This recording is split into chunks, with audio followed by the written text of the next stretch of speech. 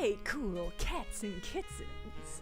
Welcome to this late night radio station where I play nothing but the hottest, sexiest investigative jazz. Yeah, Glumper, I fucked up kittens, huh? That's a weird one to fuck up so bad as I did. I suspect I'm growing sick. I keep doing that thing. No, Glumper, you were right to point it out. I was hoping to style it out. I did not successfully style it out, and that's how it goes sometimes. You ever have that thing where you're like, I'm sleepy, I should just have some more tea. I should have more coffee. I'm just so tired. I just need more caffeine. And then you do it and you're like still tired, and you have to have like a come to Jesus moment where you're like, I just do think I am getting sick. And that's where I'm at. I think I'm just getting a little sleepy sick. Sometimes the coffee can't hit right because your body has other things happening. Thank you for the gift subs, both Tiger Cash and Longtone. Thank you for the gift subs. You're on the last part of Roottreemania, and we're not prepared for the difficulty spike. Uh-oh. Makes me nervous. Trying to push through, Beth. Good luck. Let's both try to push through. I do feel like, yeah, avoiding bears, I'm the same way. The amount that I convince myself I can fix anything with coffee despite all evidence to the contrary, yeah. Well, because here's the thing. Coffee does solve a lot of my problems a lot of the time. Honestly, pretty much every morning, coffee solves at least one of my biggest problems, which is being a little sleepy baby. What is the game about? Okay. So what we're doing today, Shock Trees, I'm glad to hear that. Big Game Hunger is a show designed to be a chill hangout podcast, perfect for listening to on the road. So I'm glad that has been proven true. But it also helps me poop. That's a great point. I often use coffee when I'm out in the world. And I've been walking around too much and I just kind of have to sit for a minute. I will often go and get a cup of coffee. And it's not always the coffee. Sometimes it's just like sitting and having a moment. And I use that at home too, I guess. Big Game Hunger is a favorite crafting and cooking podcast for me. Thank you. I love to hear that. Madison just got in from snow shoveling, can't get enough of this game, so it's perfect timing. Hell yeah. Let me describe to you this game if you are not familiar with it. So, we finished the base game of the Roottrees Are Dead.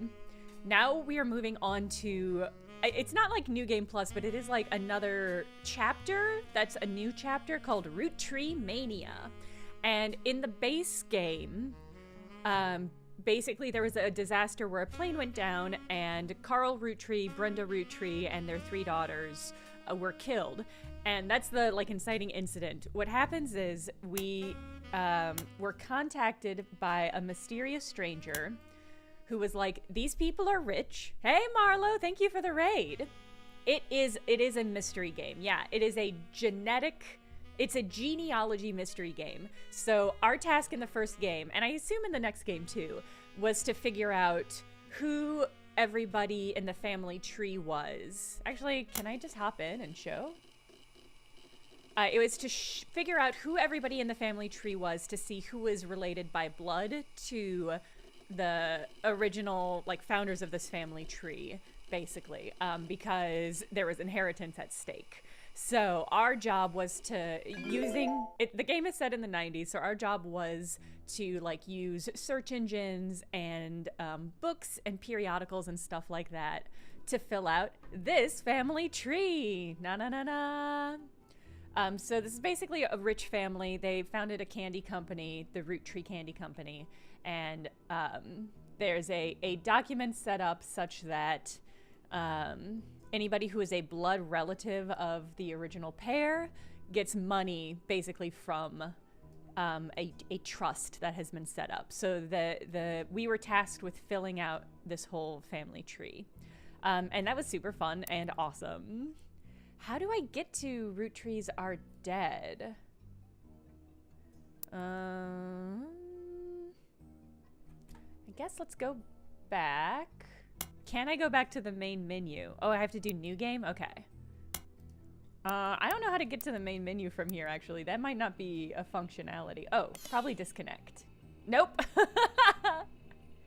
Okay, not that. Go into the gear. I guess, yeah, probably save and quit. Okay. I couldn't remember if it was save and quit to desktop or something. Gotta hit some pants soon. Nice. Nice. Maddie Bear, I never expect that, but I'm always delighted when it happens, and it does seem to happen quite a lot. I don't know what it is. I'm not going out of my way to find the gay mystery games, but as somebody said to me, maybe it was somebody in chat, but that is like a core of the genre, so that was Ardently L. That was kind of part of the twist. They find me. That's true. I guess I do play a lot of games based on recommendations from the chat. And so that's probably why so many of the gay mysteries are getting filtered here. Oh man, speaking of Become Mushrooms, I started watching Scavenger Rain last night. I'm about halfway through season 1. Roottreemania will spoil unlocked content. Make sure you've tied up any loose ends before starting. Boop. I guess I'll do slot 2. Yeah, rip season. Yeah, I guess we're not... It does not seem like we're going to get a season 2 on that one, huh? Oh my god. I'm Clark. Oh, it's Probably Clark. not who you expected to be knocking, but life's funny sometimes. So Clark... Ardently... this game... Are you asking about this game, Kinetic Creator? This game doesn't really have any horror elements. Scavenger Rain has big horror elements, but in a very cozy, delightful way. No, this game is very much just a mystery game, no horror elements at all, but definitely some drama. This is Clark Roottree. He was on the family tree. Yeah, he's messy. He was dating a woman. I think he started dating Jane LaRue, and he was in a 4-person band with one of his cousins and his cousin's wife, Diamond LaRue. Jim Roottree and Diamond LaRue. And then there was Clark. But then Clark cheated on his wife with her sister. And so they dated, or they were married, they split up, and then he married the other sister. Drama! You've done well staying anonymous. It took us a while to track you down. What a horrible thing to say. A lot has happened in the last year. Far too much of it public. But there's stuff going on behind the scenes, too. I don't know how much of this is going to spoil the first section, but clearly there's a lot of overlap. What I'll say is that the person who hired us in part 1, at the end of it, published a book, kind of like a tell-all. Hey, Kaylee, you've missed absolutely nothing so far. The person who hired us in the first game published a tell-all book that went into, and she hired us because she wanted us to basically provide the backing research for her biography. And there was just massive amounts of drama. It was a lot of fun. So. I never wanted to be president. I'm not great with stress. And with my mother's deteriorating Oh, so he took over for Carl Roottree as the new Prezi number 6. I'm sorry, I'm rambling. I'm not here for sympathy. I'm here because part of the fallout of Sam's book is that everyone's coming out of the woodwork. Now that it's public knowledge the Clancid Trust covers any Roottree despite their history with us, a lot of potential cousins have surfaced. Oh my god, more illegitimate children? You may have seen that man on the cover of News Time. That was a disaster for us. I've got a little treat. And I'm suddenly self-conscious about it, but I do want to eat it. And it's, I roasted sweet potatoes. So I'm just going to nibble on this. And I'm sorry, I won't have no mouth sounds on the mic. But I wanted to explain what it is because it looks insane. And then Miracle went and made it all about himself. The long and short of it is, a lot of potential cousins just showed up. Sam's helping some of them, but she's not really going about it the right way. And she's not taking calls from anyone in the family. I let it slip through a mutual friend that I found you, and I was stopping in. It's manipulative, but I'm hoping she'll reach out to you. You can let her know I'm on her side. Ooh, are you? In the meantime, if you're willing, I can share our files with you. Ooh, Pass them along like to a Sam if she timeline? reaches out. I'm genuinely hoping she'll realize I'm an ally. Feel free to do your own research. I've been told you enjoy things like this. To each their own. Okay, I'm curious if we're gonna have like, ooh, okay. We've unlocked additional possible infidelity 3. Oh, the drama. Oh, the drama. Oh, the drama. Okay. Oh my god. Possible infidelity 1, 1921. Possible infidelity 2, 1949. Number 3, 1975 to 1982. Oh my god. Oh my god. Okay. I love this little infidelity icon. Oh man, okay. This person is also on the original tree. Oh, disagreeable. I saw a TikTok about that. I saw a TikTok from one of Putrina's handmaidens. Okay. I am also wondering if one of these fools is not Clark. Oh, maybe it's this one. That's the pattern in the first game. I'm glad that everybody is sus about this man. Everybody's like, I don't trust him. I'm shocked that he's the new president. I guess he was working in advertising for the company. Anyway. Okay. Guardian. John Doe. Okay, oh my god.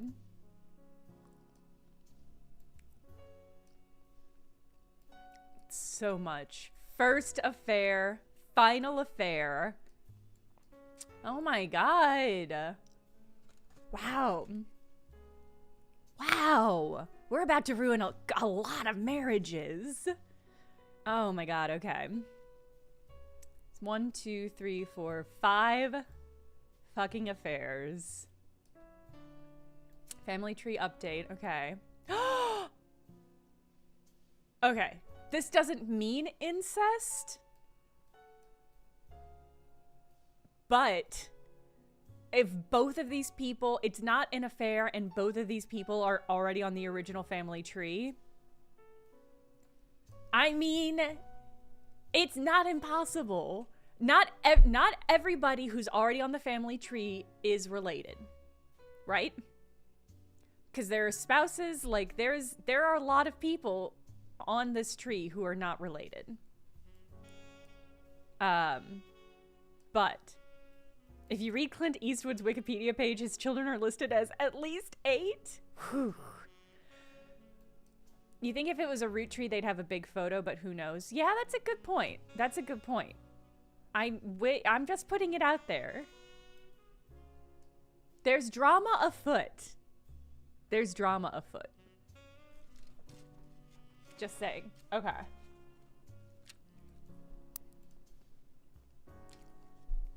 I am glad we're playing this immediately after the first section. Because I do feel like if we had left it, I would have forgotten absolutely everything. So I'm glad we're zoning in. All right, today is August 3rd, 1999. It has been 8 months since you helped Sam Madsen with the research necessary for her book. Sam was true to her word and paid you an incredibly large sum of money. She mentioned you by name, however, she never mentioned you by name, so you've kept a low profile. The Roottrees have not. Below is a summary of notable events since the book's release, though you can refresh your memory in full detail by searching online. 6 pieces! Sam's book, oh, was it called 6 Pieces? Sam's book about Elias Roottree was released in February. It was a bestseller for a few months. At the time, Carl had not yet been replaced. I hope she named it 6 Pieces, because that is a good-ass title for what that is. The sweet potato is really good. I roast it low and slow. 625 for 90 minutes. It's perfect on really, really cold days, because then the kitchen's really warm and I can go sit in there and work. And then at the end of it, I have sweet potatoes. The Root Tree Rift. In March, the Root Tree Company stumbled publicly as they attempted to respond to the book's release with multiple conflicting press releases and a clear lack of leadership.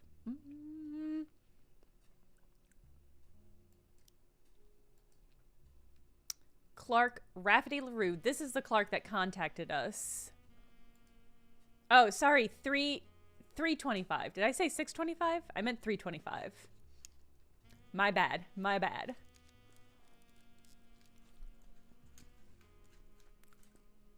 Clark Rafferty LaRue was announced as permanent successor to Carl Roottree. That's the guy who's at the door. Welcomed Sam Madsen to the family officially. The company hired an outside legal group to handle the changes to Clansed Trust. These include any new questions of lineage.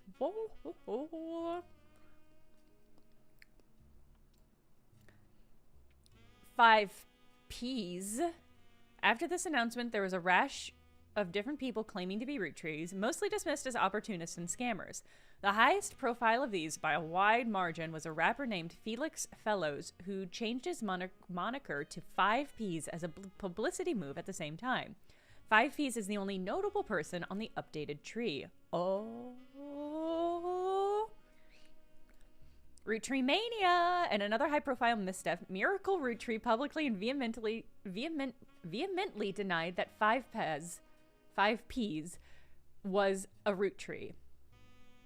Methinks the lady doth protest too much. The Roottrees legal team then offered to do a DNA test to get 5 P's to drop his claim, and in a moment that caught what seemed like the entire world by storm, the test proved he was a root tree. Suddenly the world was obsessed with the Roottrees.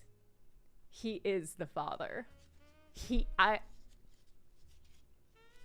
The drama already the drama. We're like 5 minutes into this game and the drama is already so intense. Anonymom and Jane Doe Roottree.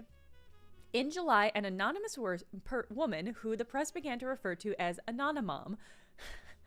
Anonymom is regrettably really fun to say. Appeared in interviews with her face and voice disguised. She claimed that an affair with the Roottree led to the birth of her daughter, aka Jane Doe Roottree. If true, this would make her daughter yet another secret Roottree and therefore entitled to a share of the Clansed Trust. Nobody knew it at the time, but this would turn out to be the last chapter in the ROOTTREEMANIA saga. Zixerden, exactly. Anonymom. Na na na na na. Anonymom. As more and more of Anonymom's story came out, people began to notice how much it echoed 5 P's in nearly every significant way. The court of public opinion began to turn. Confirmed by the world's suspicions, the DNA test, orchestrated by lawyers on both sides, proved that her daughter was not a Roottree. This final event caused public disappointment, smugness from doubters, and countless accusations of the entire ordeal being an elaborate hoax or attempt at fraud. Things got a bit ugly, and the fun of ROOTTREEMANIA seemed to disappear overnight. Now, 2 months later, it feels like a distant memory. Do I still have all the old... Okay. All right. Thankfully, they have cleared out all of my old notes so we can start fresh. But let's start pulling things out.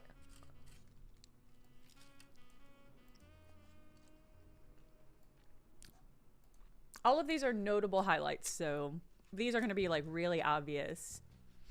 Is this the game, or is she just researching for clues in the like lobby? We also have access to a computer.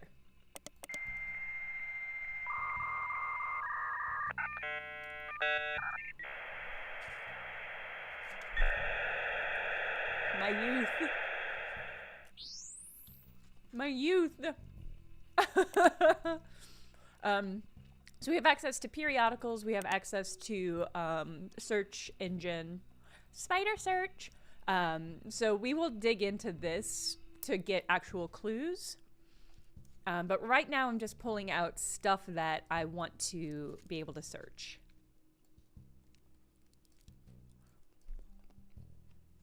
There is not a lot of information on the Clanstead Trust in the first game. My guess is there will be quite a lot more now. I think it'll be easy to get a picture of 5Ps, so that might be a good place to start.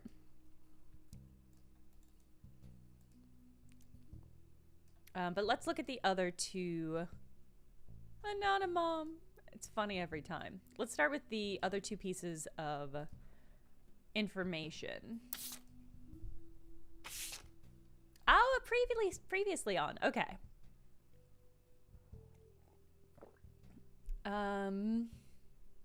This is a new investigation with a new focus after many months of renewed interest. It is recommended you try to catch up with some of what happened last time. Some web searches may yield new or different results, and some books or magazines from your previous investigation may be relevant to your new one. It's also a much more widespread search. A list of first and last names you can choose from will contain red herrings. Oh my god. Is Aloysius going to come back? Aloysius red herring root tree? Not all of them will be used. I mean, I am curious because Aloysius was a root tree. So maybe he'll come back and it'll be proven that he is a member of the root tree family. Hikaru says, would you be interested in knowing about an Easter egg you can look up that will not give away anything about Roottremania, but can only be found in this mode and is very cool? Yes, I would like to know about this Easter egg. Okay. Below is a reminder of some of the most notable beats from your initial dive into the root tree family tree. Root tree family tree, a root tree candy company founded by Elias and Gwyneth many years ago. The entire family has financial reliance on the health of that company. Most of the actions took place in or around Butler County, Pennsylvania, where the company was located. Elias, Carl, and Raina were on the cover of magazines. Other notable root trees such as Lauren Root Tree, Miracle Root Tree, and Jim Root Tree have physical media such as record albums, books, and movies associated with them. Did I say Butlick County instead of Butler? See, this is where I'm at. No amount of coffee is gonna smooth this over. Can we also search the fluke knees are bread? Yes. I can look up beef baby now? Okay. Let's do both of those right now. Before I forget. Oh my god, I got an MP3! Even after solving the original root tree mystery, the thought of Beef Baby has stuck with you. It consumes your every waking moment. You must track down a copy. Beef Baby was the song on an album by the Floozies, which was it Tessa? No, Candy Root Tree's punk band. You mailed the reviewer who saw the Floozies live, and you offer her money. Too much money. At first, she doesn't believe you. Who in their right mind would pay a few $1,000s for a stupid cassette tape from a no-named band? You're rich now. I guess you can do dumb bullshit like this. Someone who earned a whole lot of money by completing a family tree. That's who. When the check clears, she has no choice. Beef Baby is finally yours. And the fluke knees are bread. Did I spell it right?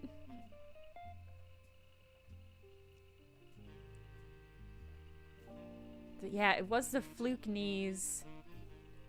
Fluke knees are bread. Yeah, nothing there. I thought it was fluke, not flute. Oh, this page... I just got an achievement, Duckler County Denizen Quack Quack. This page hasn't been updated for at least 8 months and may now be relevant. You're really doing this, are you? The Flute Knees Are Bread is a game about a fictional family of ducks who live in Duckler County. Their 3 sons, the Flukney brothers, accidentally offended a witch who turned them into bread. They are then eaten by some of the other citizens of Duckler County. It's all quite grim. The player must identify all the ducks in the area, their lineage, and of course their occupations to find out, according to the slogan, which ducks killed the Roottrees. If you're looking for a hint for the game, I heard one of the ducks is a bank robber is a bank robber who goes by the name the Safe Quacker. There, I hope you're happy. No go back looking into the Roottrees. Well, we have to listen to Beef Baby. Let's put Beef Baby on in the background. Now you've helped Sam. Okay. She gave you her share of the money, making you an instant millionaire.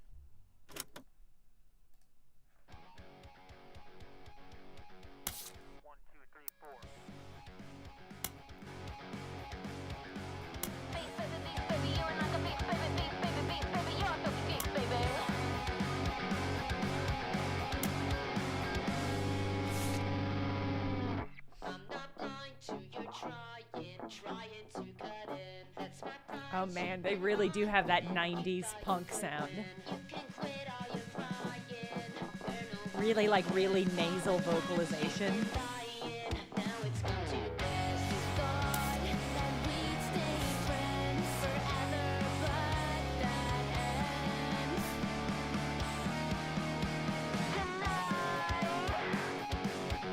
There's a lot going on in this song. It does kind of slap though, yeah.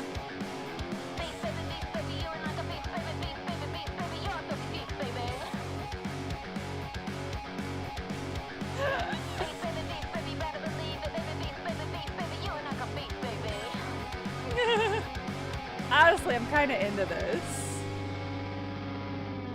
Play the victim side and try to make him care. Claimed your ostrich side like something to repair. Stole my style, tried to bleach and dye your hair. Got him wasted. Even wore my underwear. Sophisticated, still knew you'd never be. Some implications. Why do you think that you have no friends? Why do you think that you have no friends? Why do you think that you have no friends? 'Cause every time you fish on it.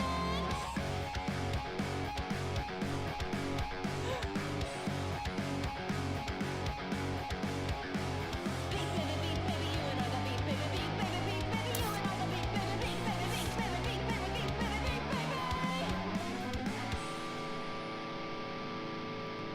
honestly, not bad. Kind of a banger. Investigative punk.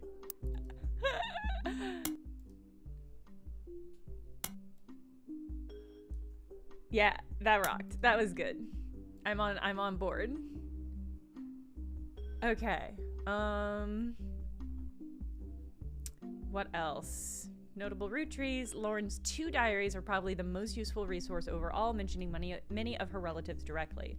The 5 pieces, Elias's children, could be identified based on the initials of the original candy flavors. There were 5 presidents of the Roottree Company. Many were featured in periodicals.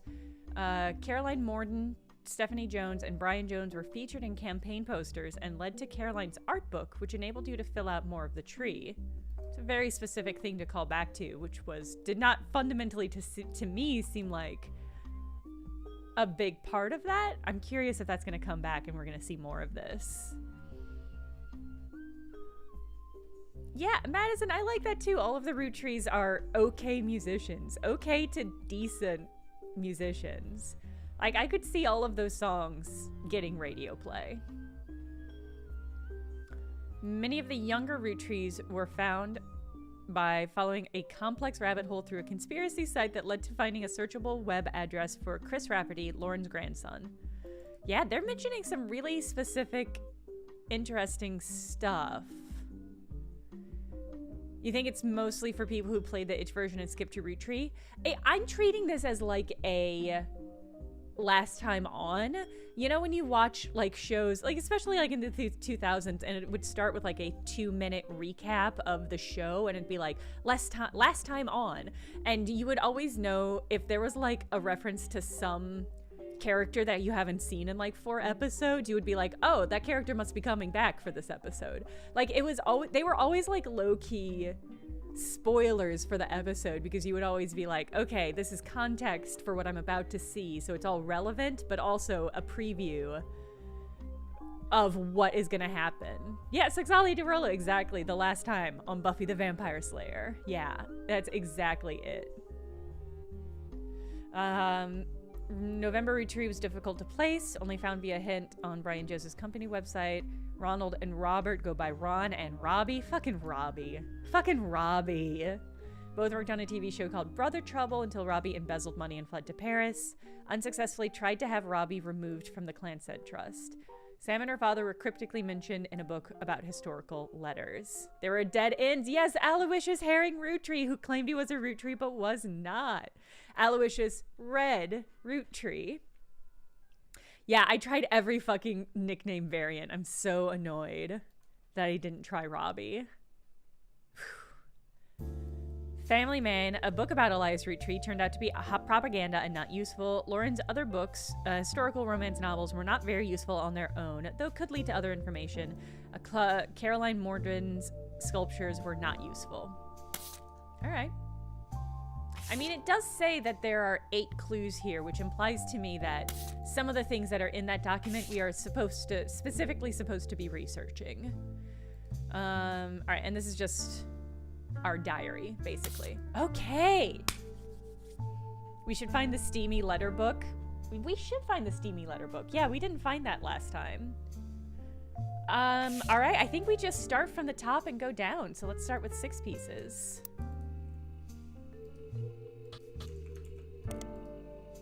All right, 6 pieces, Unwrapping America's Sweetest Family by Sam Madsen. We're gonna search this in the public library too, so I'm gonna get the full name.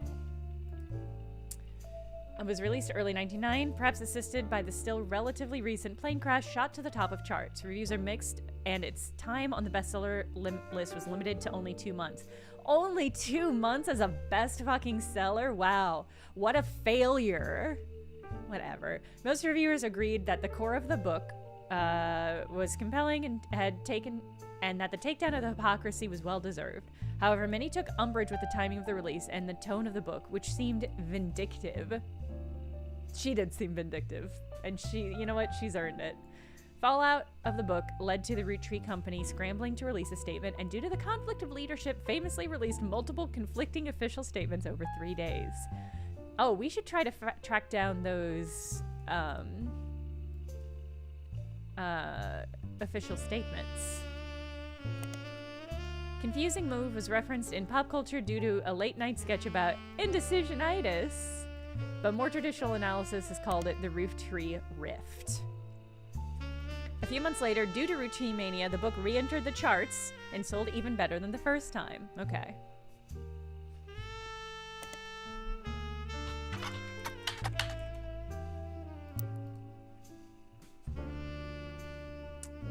Six pieces, Unwrapping America's Sweetest. Oh, I'm wrong last name. Okay. We got a PDF.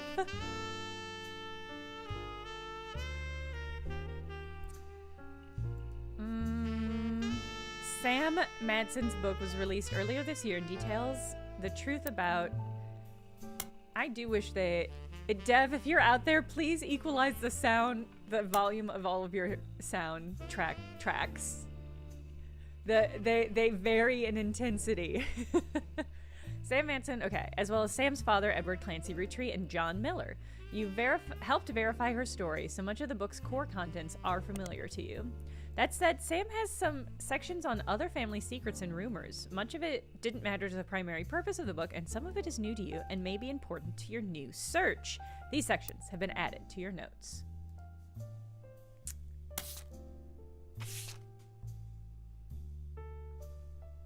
Excellent. All right.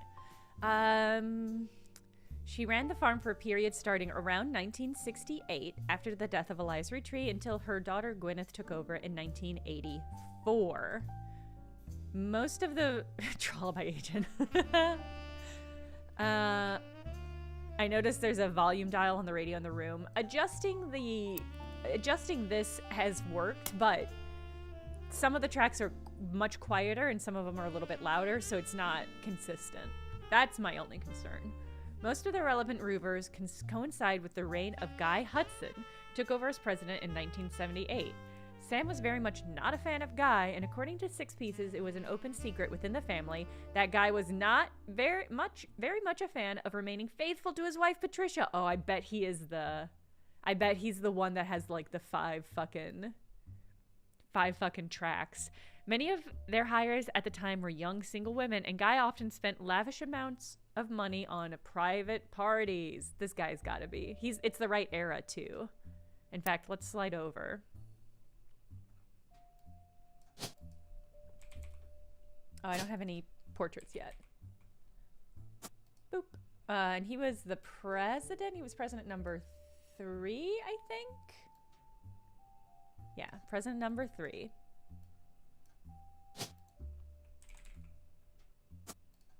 Okay. This game, I presume, they haven't specified, but the first game used Obra Dinn rules, where if you get all of the information locked down for 3 blood relatives, then it will confirm when you've done that successfully. So when we get a picture in, if we get this for correct, all 3 of these, picture, name, and occupation, correct for 3. Oh, we need 4 this time. Okay. All right, so it's how it was in the last game. Oh, that's tricky. That is tricky. All right, well, we don't have a picture for Guy yet. It won't let us reuse pictures, it seems. But that's fine. This was 20 years ago, and Sam warns that most of it is hearsay. Still, you find the relevant information. You find the following information that might be relevant. One of Sam's farm supervisors was named Elizabeth. Elizabeth had a daughter who Sam never met, but who worked as one of Guy's secretaries. According to Elizabeth, a caterer from a local restaurant called Antonella's met her daughter at one of Guy's parties, and they eloped quickly due to a pregnancy. Elizabeth wasn't aware that the party was for swingers. Rumor has it that her daughter showed up with Guy and didn't feel comfortable switching partners. Wait, okay. So Sam had a supervisor named Elizabeth. Elizabeth had a daughter, who we don't have the name of, but who was working as one of Guy's secretary and went with Guy to a party. But according to Elizabeth, a caterer from a local restaurant met her daughter at a party, and they eloped quickly due to a pregnancy. Elizabeth wasn't aware that the party was for swingers, and rumor has it that her daughter showed up with Guy and didn't seem comfortable switching parties. Interesting.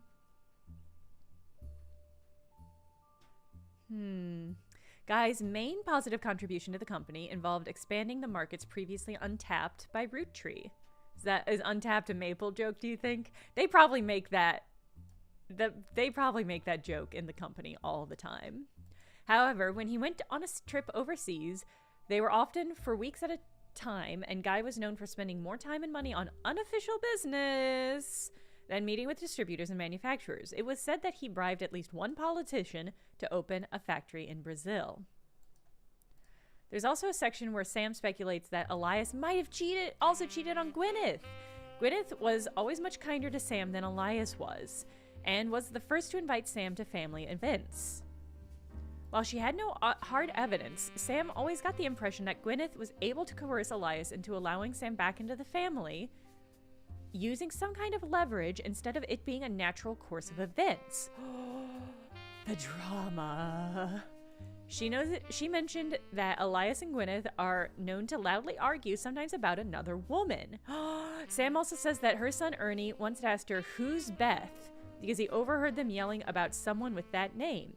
As far as Sam knows, Elias once had a secretary named Elizabeth, a different Elizabeth than her supervisor at the farm, but she never met her.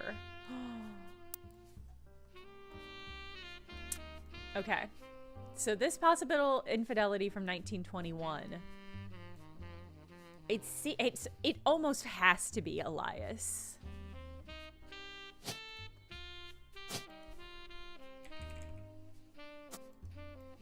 It almost has to be Elias. And he was president number 1? Yeah, okay.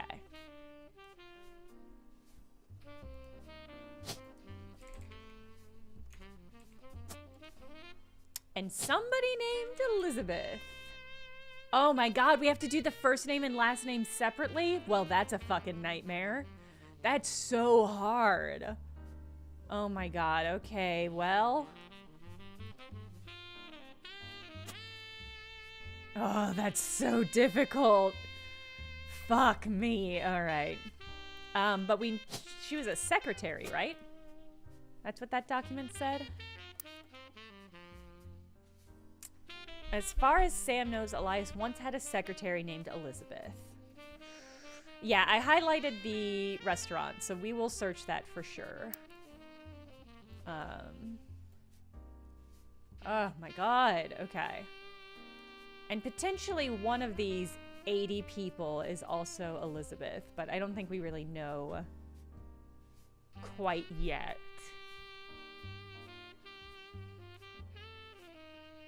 Yeah, I don't know quite yet which one of them.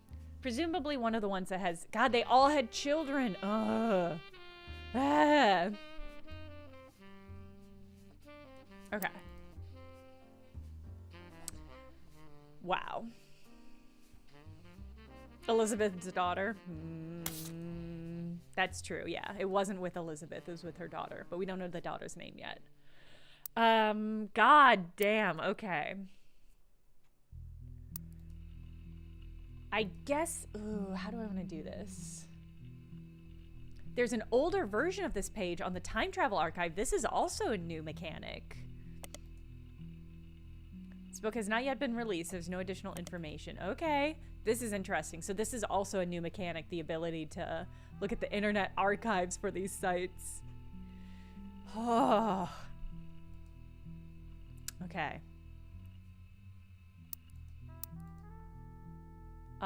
Okay. How do I want to go about this?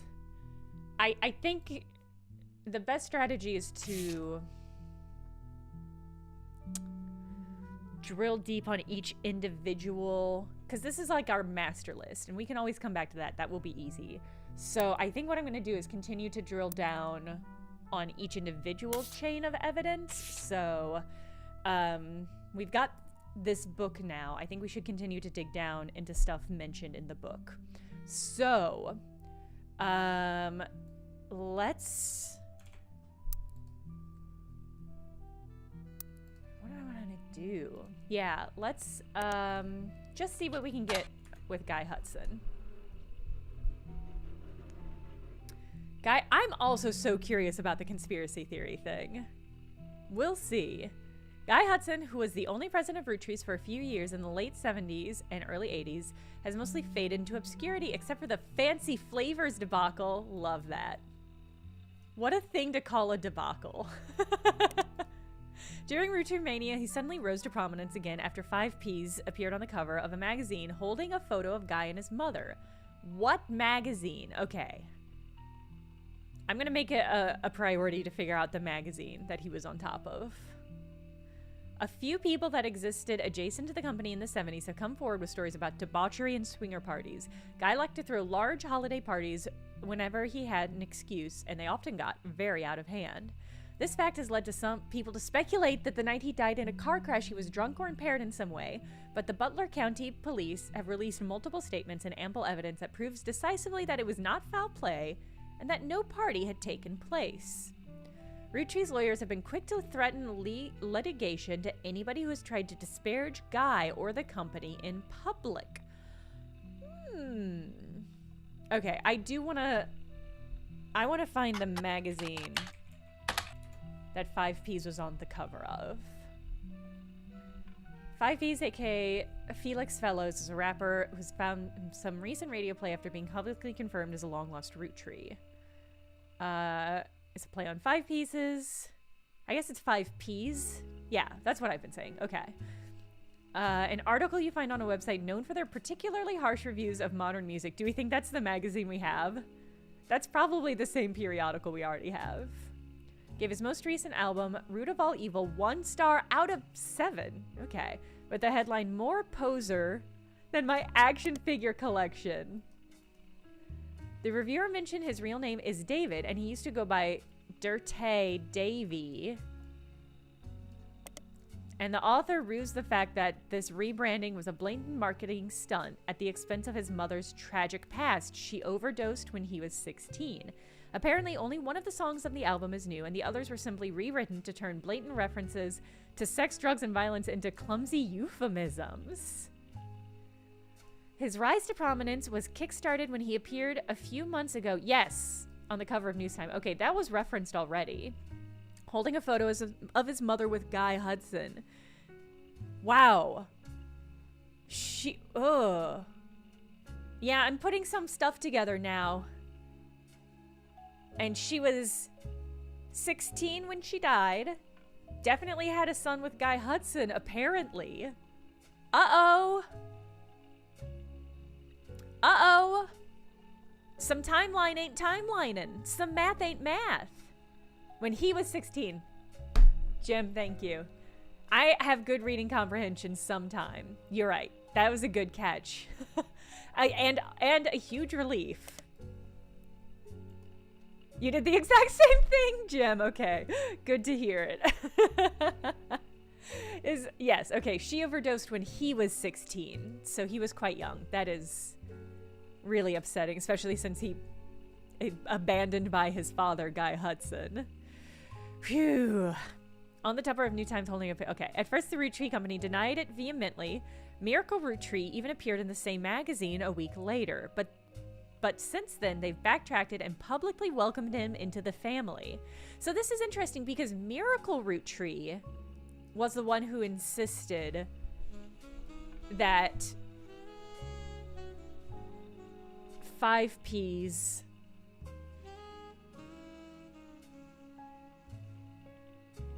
wasn't a member of the family. I was taking it for granted that he was going to be Miracle's son. But this is really implying there's something weird is happening here. That's what I'll say. There we go. Added news time. All right, so we've got a new periodical we can search. The rapper Feist famously appeared on the cover claiming to be a root tree. Then 1 week later, Miracle Root Tree did the same, denying that he was. What? Oh, denying that 5Ps was a root tree. I thought this was saying he was claiming that Miracle Root Tree was claiming that he was not, he himself, that Miracle wasn't a root tree. I was like, what a twist. People are trying to leave the family and join the family. It's a one in, one out situation. Because of this high-profile back-to-back discourse right before the start of Roottree-mania, they appeared to be the de facto publication to get news about the ongoing saga. They reported record subscription numbers during this time, which lasted until the end of Roottree-mania, when the world generally stopped paying much attention and they went back to reporting on more traditional news. Okay. Okay. All right. I'm glad we pinpointed that, because it's good to have search options. But I want to continue to dig down into the 5 pieces. Okay. Yeah, let's search for Antonellis.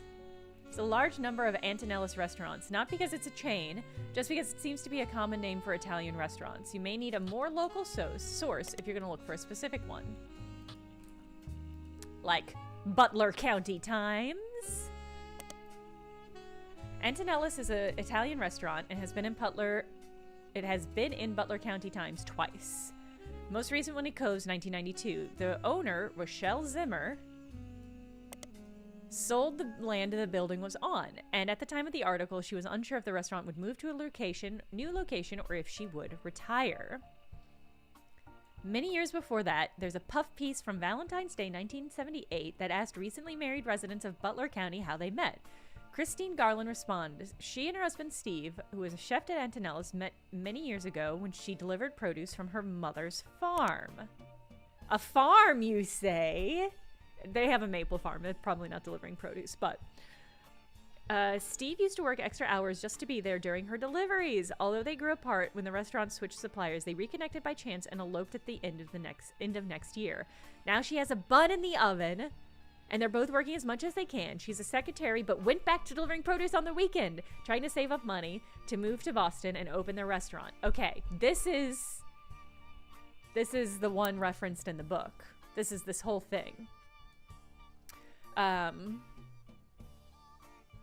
But this is saying, okay, they reconnected at one of these raunchy parties. So, okay, it sounds like Christine Garland,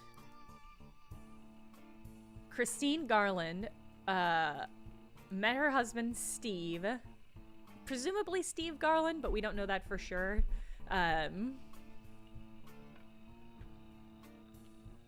Met at Antonellis, grew apart, but then went back to... They're both Marines. She's a secretary. Okay. Oh, man. Okay. It does seem like maybe she rushed into eloping because she was pregnant. That's rough. Okay. Split up. Yeah, I don't think that necessarily helps us pin down which of these it is. Although, okay, it's definitely not this one. Because Christina did get married, but we don't know if they're still married or what.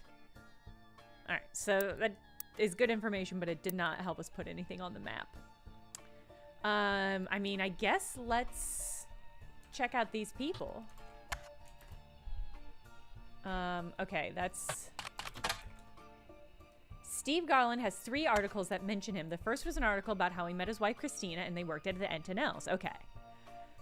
So we don't have her last name. I'm wondering if she's a Zimmer? Oh, no, I guess not. She didn't work for the restaurant.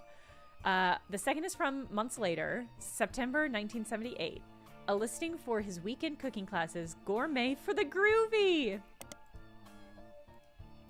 The blurb mentions he's been giving lessons from his home kitchen for the last month so that he can keep an eye on his son. The third was from 1991 and is titled Local Author Sued by Former Butler County Resident. Local author sued? Seems that a local author by the name of Mark Zimmer, perhaps related to Rochelle Zimmer, was sued by Garland after Garland saw Zimmer promoting his book Kitchen Tales on television. His recipe book was partially plagiarized from the recipes that Steve Garland would give his students during his cooking lessons before he moved. That is a hard thing to sue. The legalities of recipes and what is copyrightable with recipes is impossible. The article mentions that although recipes are hard to copyright, Garland accompanied each recipes with a short fiction about how he learned it. These usually doubled as a way to remember certain ingredients. Garland's bean salad, for example, involved making a trade with a gnome for some magic beans. How whimsical. Apparently, these stories were found word for word in Zimmer's cookbook, in addition to additional stories that followed the same format. This is really funny. I think this is a reference to a specific cookbook drama, because there was a couple years ago, I remember reading the article and being fascinated. This is how I learned about how recipes are hard to copyright. It was somebody basically had published a cookbook, and there was a bunch of backlash because they were like, you stole a lot of the content of this cookbook from this author. And they couldn't prove it with the recipes, but the stories and chunks of the writing in the stories were just like pulled straight from somebody else's cookbook, which is fucking crazy and fascinating. Anyway, Zimmer kept writing about Steve Garland's darling wife. So I bet that's what this, I bet this is an exact reference to that. I'm wondering if I can find that article.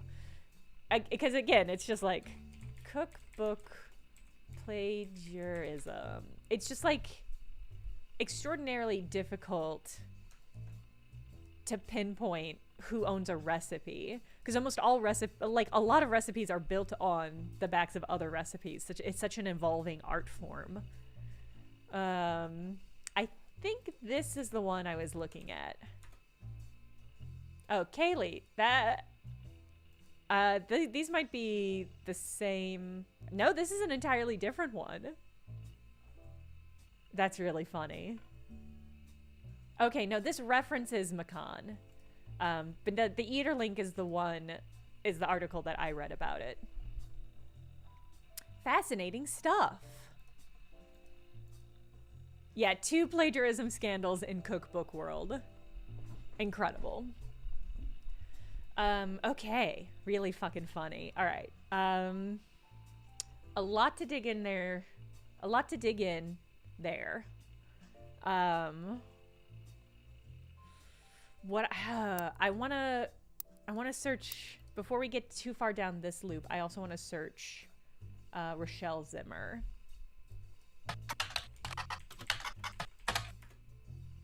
Rochelle and her husband, Mark Zimmer, of a few mentioned, both are local business owners, owns Antonellis, an Italian restaurant. Mark owned a local bookshop called Bookmarks. Ugh.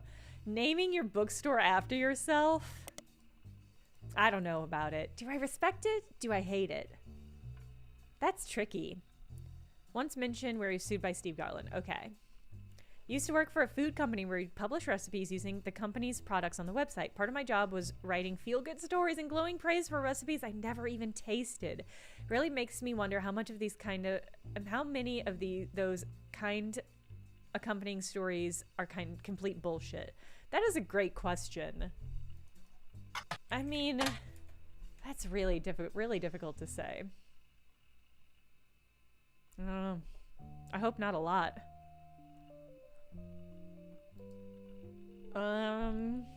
Okay. Wonder if we can search bookmarks. Bookmarks has appeared many times, all of them in the form of advertising and listing events. None of it seems relevant, although Lauren Roottrees did do a book signing in 1970. Sometimes advertisements can lead to images. Okay, that's fair.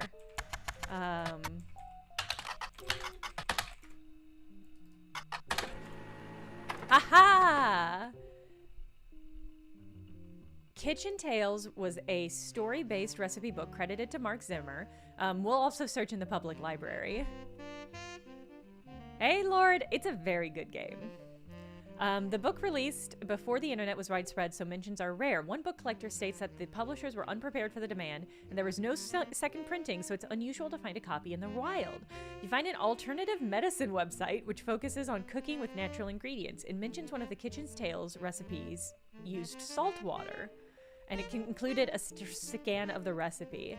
If you switch out the salt water in the recipe for a mix of 2/3 spring water and 1/3 filtered seawater, it tastes great. I don't know if you should be drinking seawater. Even filtered, well, maybe it's fine. I don't know. Before I forget, we're gonna search Kitchen Tales. Out of print. Okay. The entire description of the book is a recipe book that contains stories. Re-release is Garnishing the Truth. Ripping off somebody's stories and then republishing it as Garnishing the Truth is a psychopath move.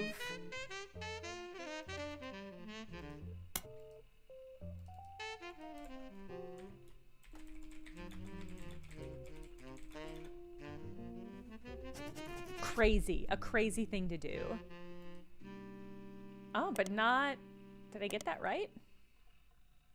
Re-released as Garnishing the Truth, but no copies of that here. Garnishing the Truth is a cookbook credited to Garland and Zimmer. Okay. The Eat Plagiarism article is wild. I highly recommend it. If you have any interest in food, I mean, this is me shilling for a company that laid me off, but if you do have any interest in food and food media and good food reporting, Eater is killer. It was released in 1994. It's actually quite stressful after the duo appeared to promote it on a daytime talk show. It was actually quite successful. There have been multiple printings since. According to a book review, the recipes are accompanied by stories. Okay.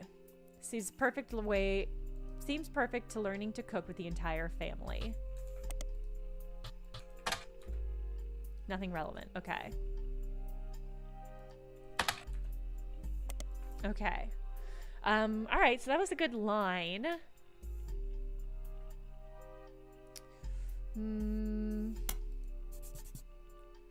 But I don't think that really got us anywhere. All right, what does this recipe have? The plated loaf. The platted loaf. The platted loaf Kitchen Tales is a book that combines recipes and stories. It had mild popularity, but seemed to disappear. I found a scan. For 2 years, bakers Flora and Yates, flour and yeast, I guess, flirted. Oh my god. They grew their friendship, compared recipes, and combined knowledge. Is this going to be a story that mimics Garland's romance? She loved his salt and pepper beard. He adored her rosemary cheeks. This is actually very cute. They thought sweetly about one another, but he was whisked away. He was one day whisked away, conscribed to bake the army's bread. By the oil of the lamp, Flora's sick tears began to salt her bread. The recipe asked to combine. Okay. It was 10 to 20 years later that they met again, seemingly by fate. Earned her a position as the king's personal baker. Yates had found success as well. He baked for the king's 45 diplomats.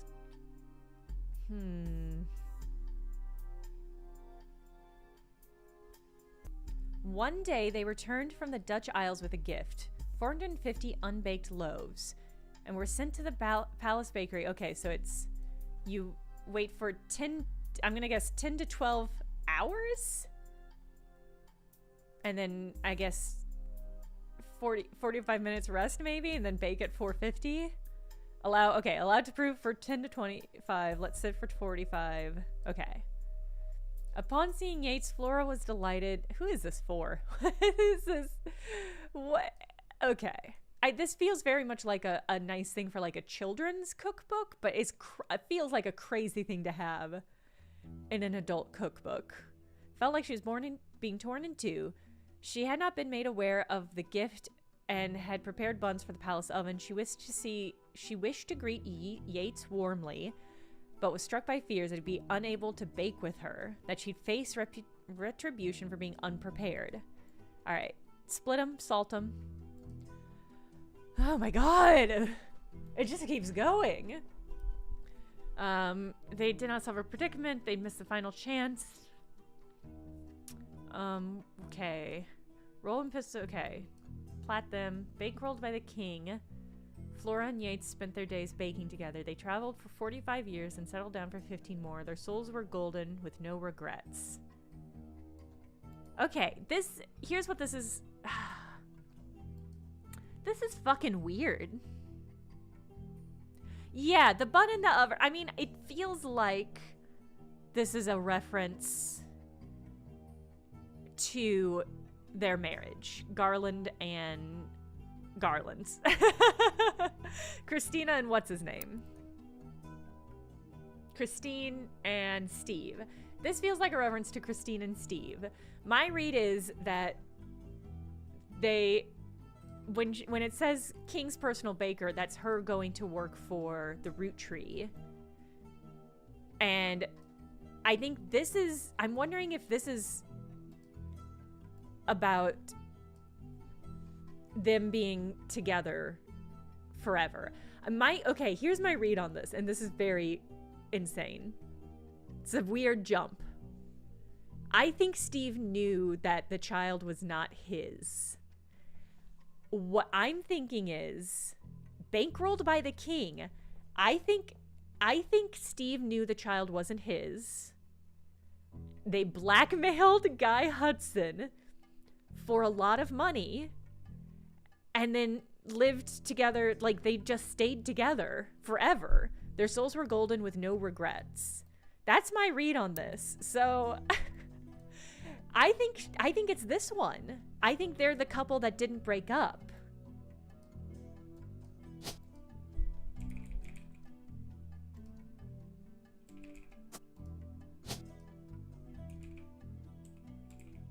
Oh my god, is there somebody named Cricket?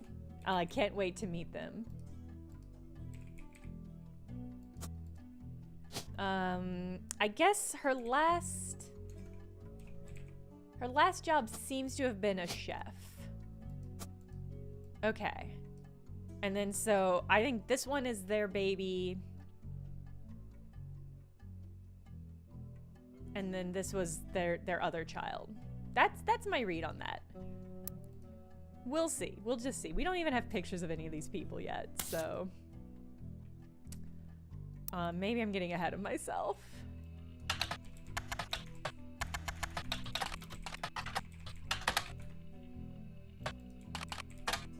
There should be nothing for Steve, huh?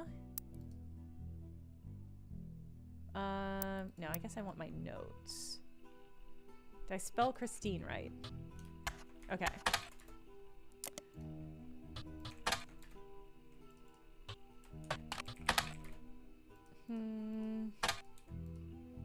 Just doing my due diligence.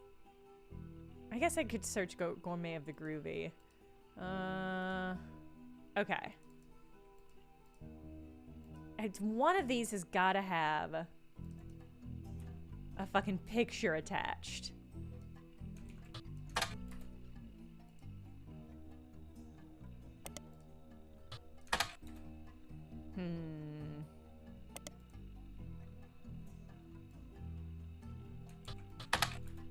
I feel like these are all just going to come up with that same one article.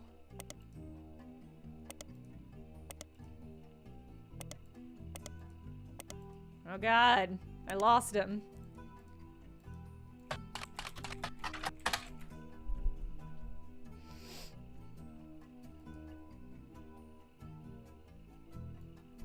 right, and then there's Kitchen Tales. Okay. Okay.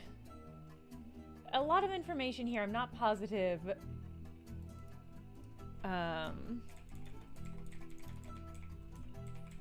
What all of it really gets us.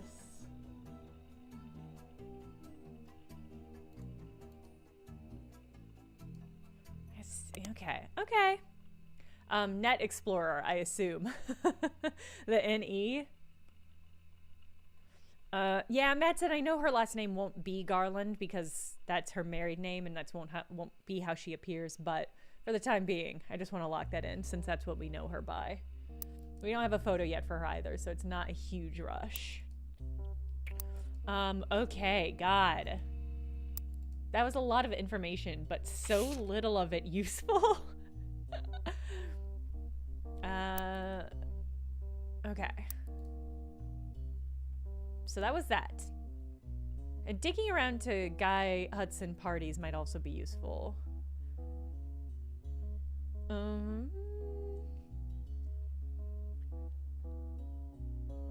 Okay, let's, I guess, yeah, let's Google around Guy Hudson and see if we can get some info about Brazil.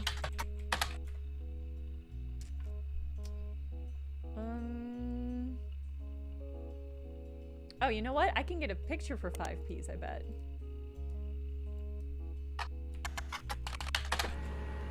Hey, okay. Felix Fellows famously appeared on the cover, kicking off ROOTTREEMANIA. A week later, Miracle appeared. Okay. The summary of both articles, as well as a close-up of the photo 5Ps is holding on the cover, has been added to your evidence.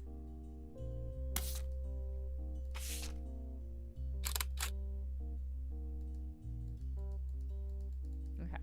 I was curious if those tiny little photos were going to be clickable, like they were in the first section. Holding a picture of his mother and Guy Hudson. Insists that Guy Hudson was his father. I'm curious if Miracle... I think Miracle might have been his father. I'm not positive about that. It just feels... Miracle feels so involved in this, and I don't know why. His mother, Joanne, was Zach Morden's secretary. And then Guy Hudson's secretary for only 2 or 3 weeks before she quit. His parents divorced when he was 4 after his father learned of the affair. Felix's mother moved to Portland because she was afraid for her and her son's life. One day, his mother never came home from the movie rental store where she worked the register. They found her dead from an overdose in her car. She had stolen all of the cash from the drawer and spent it on heroin. As Felix went through her belongings, the only thing he had to remember her by was a hairbrush she always used, some photos, and a stuffed animal from her childhood. But then he found it, a box hidden in the back of her closet. It does seem like maybe she got murdered. Kaylee, I'm glad I didn't want to say it, but I'm glad we were both there. It seems like maybe she was murdered, huh? I mean, if she was afraid, she got Sharon stoned in casino. A box hidden in the back of her closet. Inside were love letters and photos related to Guy Hudson, as well as a letter from his father containing threats. He threw it all away, you idiot, with an exception of one photo that appeared on the cover of News Time. He says it was the only photo where they were dressed. The only one not of the affair itself. Oh, that's rough. That's rough. He was born Felix Fellows. I thought his birth name was Davy. Did I misread that too? He's born Felix Fellows to Riley and Joanne Fellows, but has never rapped without a moniker. Tried to find success by opening for other artists and selling CDs on the street. He's harnessing the power of his lineage. I thought his old stage name was Dirty Davy because his name was Dave or Davy. I might have misread something. Did I write that down?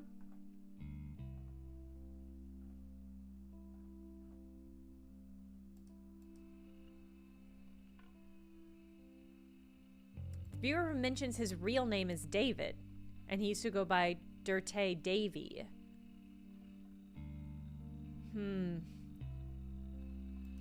Okay.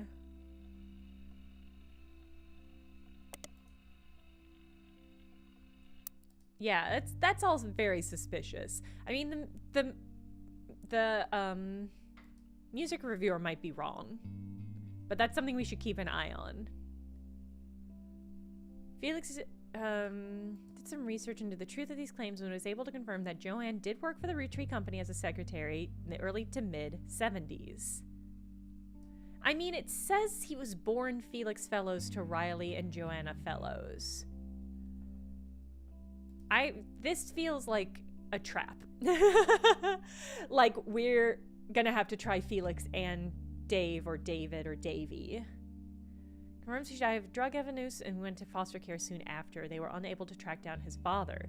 They also reached out to the Roottrees Company, but at the moment the company's blanket statement was, since the release of a recent book, Roottrees has an overwhelming number of false ancestral claims. None have been factual and nearly all have been knowingly dishonest. We encourage individuals to read out to us in an official capacity as opposed to attempting to... Okay. A lot there. A lot there. Could this rapper be the next Sam Madsen? Fucking funny.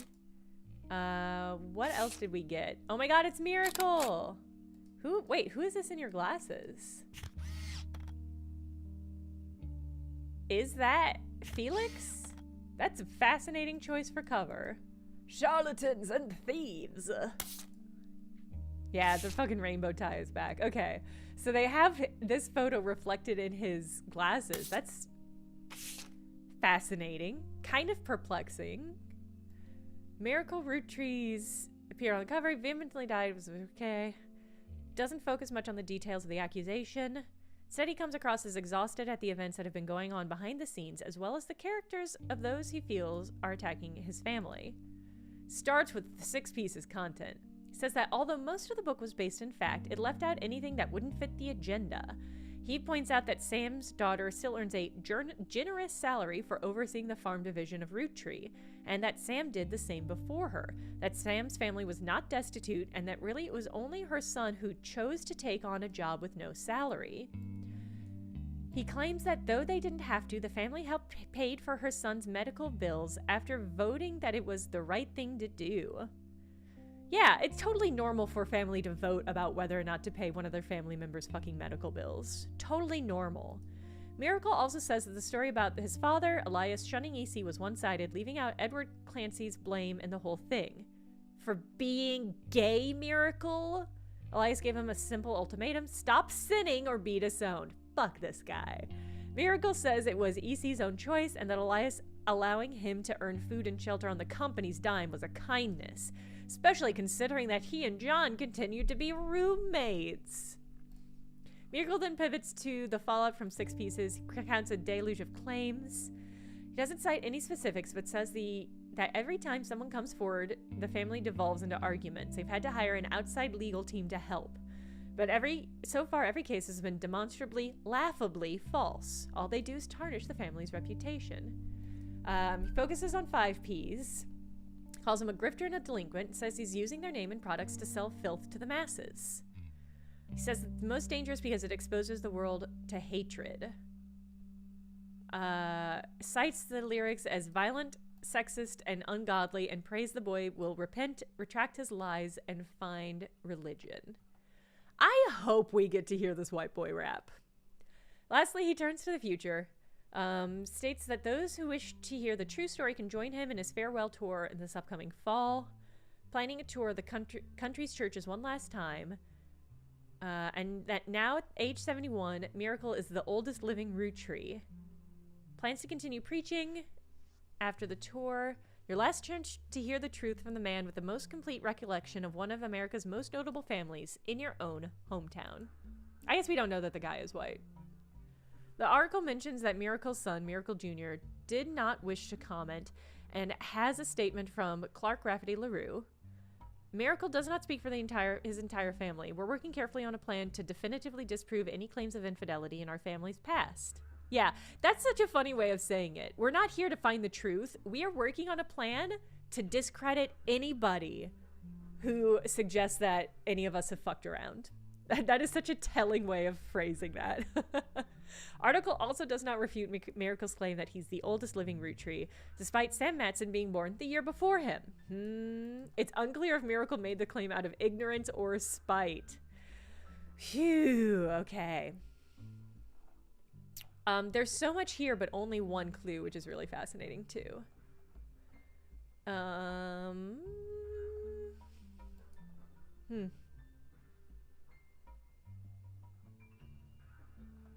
Yeah, well, I don't even really know where to begin digging into this. I'm curious if there are more.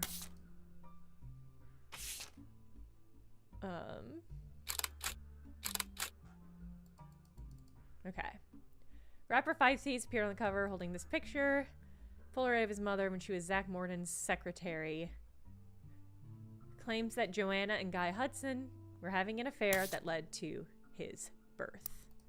All right, well, we can at least get this Guy Hudson photo locked in. The fact that there are 3 more places with photos are extremely, extremely funny. Because that really implies that there's going to be quite a lot of photos of this man fucking around. That's really good. Updated family tree 1998. Okay.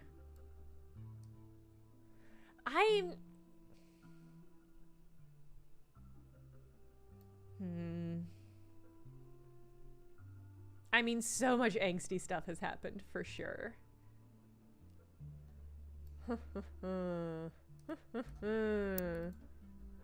All right. Well, we've got some photos. Do I need this photo? Is Candy going to be a part of this? No. No photo from Candy. Good. I mean, she's not out here fucking around, I guess. Okay, God. So much information and so little of it on the board. I guess Felix is probably... I think Felix must be this one. Because there's no evidence to suggest that... I mean, his mother definitely didn't remarry. Or it does not seem to have been living with anybody. So I think we can clock this in as... Joanna Fellows. And that she was a cashier? Okay. Felix is the star. Oh, you're fucking right. You're so right. He's the only notable root tree in this vein. You're so, so, so right.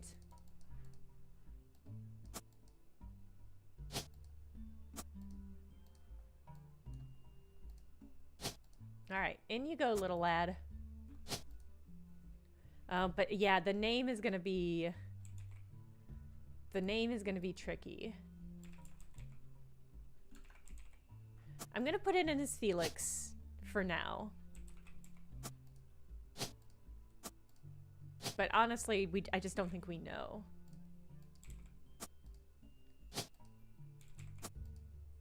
Alright, and we did feel like we got his like Riley. Okay. I guess we don't know that Riley is a man. I feel like Riley... Do they have a rapper occupation? That's a great question. No. That is a good question, though. That feels like a sneaky little thing that they could potentially do. Okay. I do want to Google around for Felix and Davy. Playing this game has revealed to me the extent to which I use the word Google to mean search online. In a way that's truly harrowing, actually.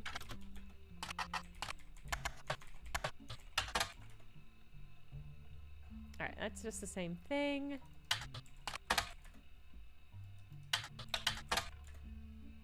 According to fan sites, Felix Fellows is not 5P's actual name. Birth name is David Fellows. Dirte Davy, his previous stage name. There are some people selling old mixtapes on auction sites. One is apparently called Dirte Devil and another Dirt Poor. Okay. I think we're gonna have to go with David. So tricky, game. Tricky, tricky, tricky. Alright, now let's see if we can't find one of these fucking mixtapes.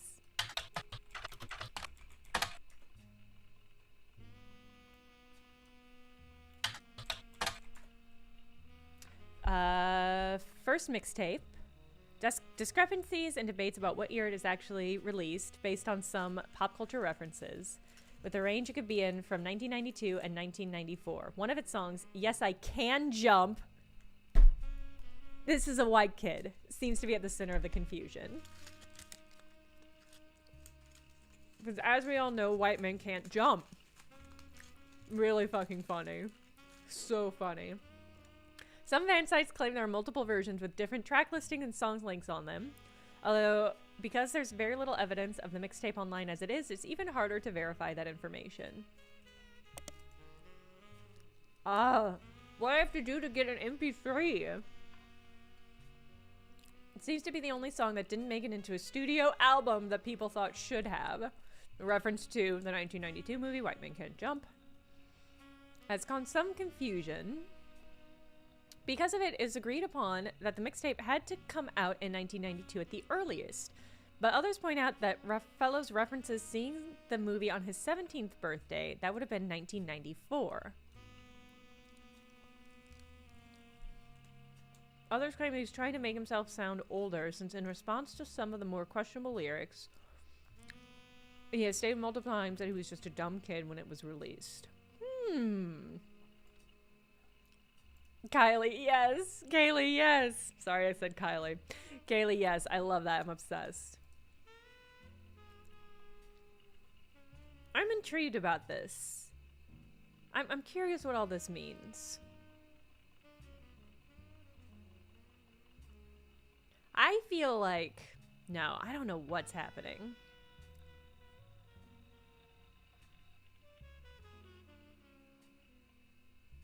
I don't know what's happening here.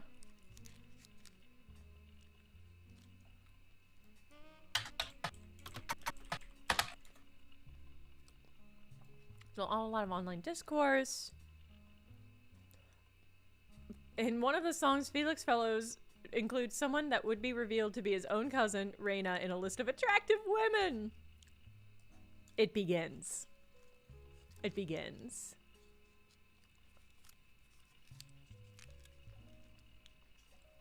Lyrics to one of his songs, Heat, mentions a few different prominent female actresses, models, or musicians, and involves a crude pun or line about what Fellows felt about them.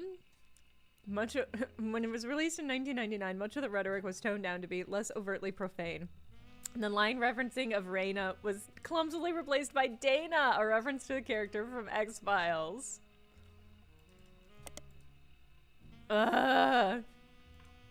I can't believe this game is refusing to give me an MP3.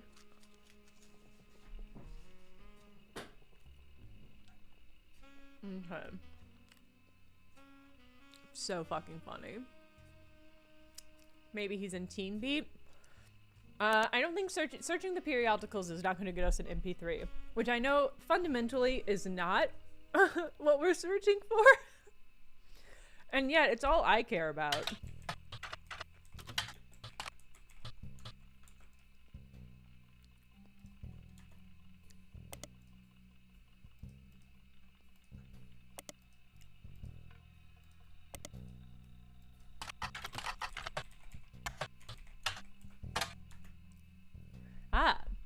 popular and attractive enough that even though his music is not targeted towards teen girls, they seem to be paying attention anyway. They listed him among the hunky hotties for the past few months. The small bio, okay, includes his real name, David, his birthday, 1997. Okay, wait. Grew up in foster care in Portland. 1997, so if he was 17 in 1994.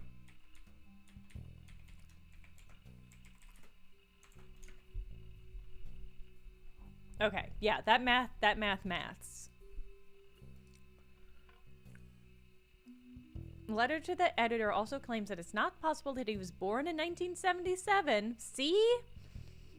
As he claims on a song called 17 Magazine that he turned 17 in 1992.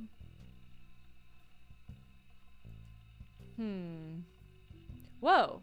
The editor responds with a statement that they've reached out to his agent to ask about the song and were told it wasn't performed by 5Ps and that they shouldn't print rumors. What? Are there more hunky hotties? Should I search hunky hotties? I will search that. What the fuck could this mean?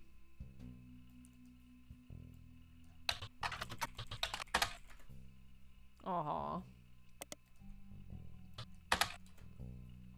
17 Magazines. It's the title of an unreleased and controversial song by Dirte Davy. It's unreleased. They mentioned it on a few sites, claiming that it was one of the first release. It was on the first release of his first mixtape, but was removed. There's no audio or visual evidence of it existing. What if there are 2 5 pieces? That would be kind of incredible. What if one is Miracle's son and one is Guy's son? I don't even know. I don't even know. There are independent accounts from people who claim to have heard it, and they do generally line up. According to the recollection, it was about the many different loosely connected occurrences of the number 17, mostly violent. Intro states it was written on Davy's 17th birthday, involved a fictional but glorified series of murders at a fashion show for a teen magazine with a similar name to the song title.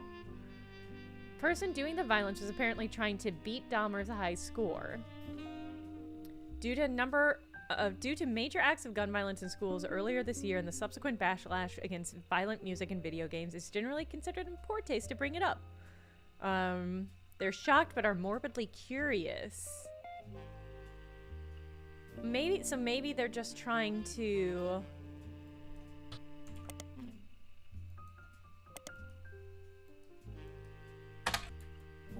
Can I get to... What do we think the magazine is? Show for a teen magazine with a similar name to the song title. The conspiracy website? You think just 17? What? Oh.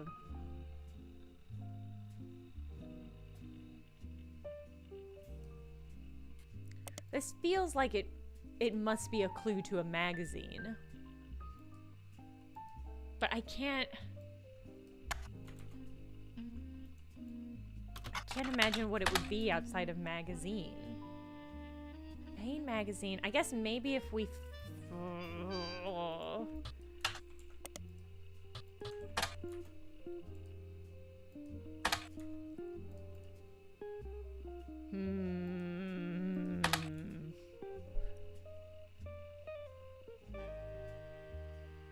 Okay.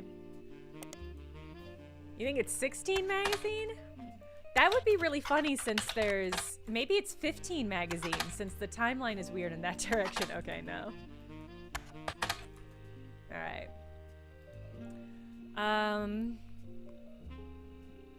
7 magazine is a real one? That might be what they're referencing? Maybe. Okay, maybe it's a reference to our world, not in the game world. Ooh, 2% gold. I love that. I love that. That would really fuck up with our tree, though.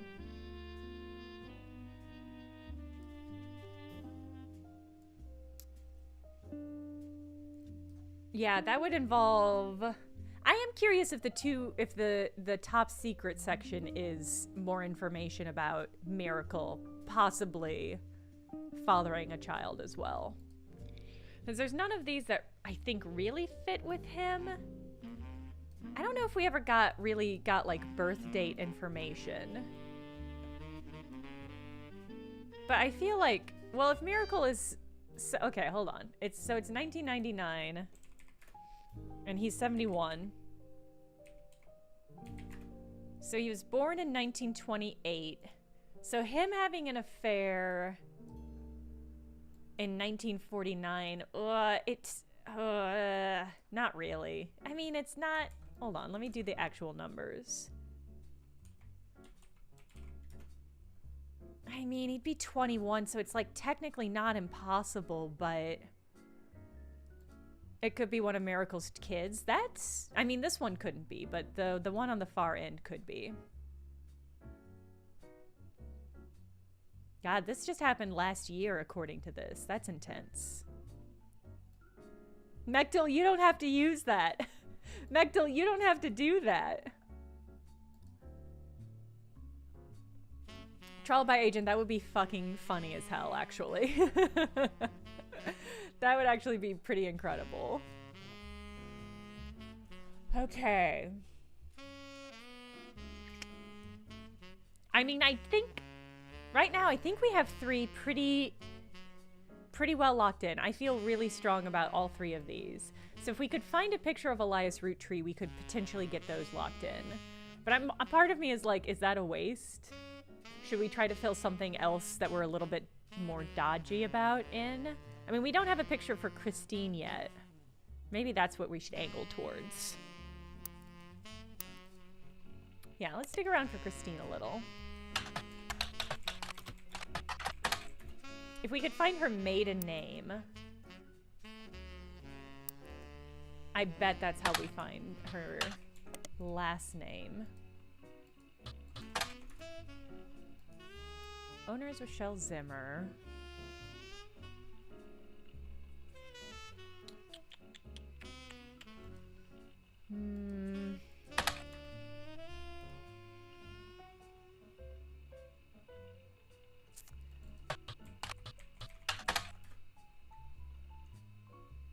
With the ads has more pictures. That one band's website? I feel like there's got to be something here. Oh, you know what? Something's breaking through.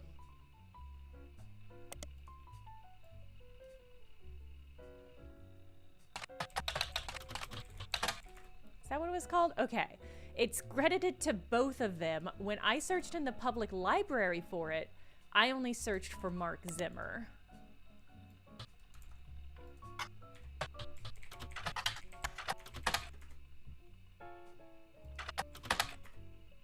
Ha ha ha!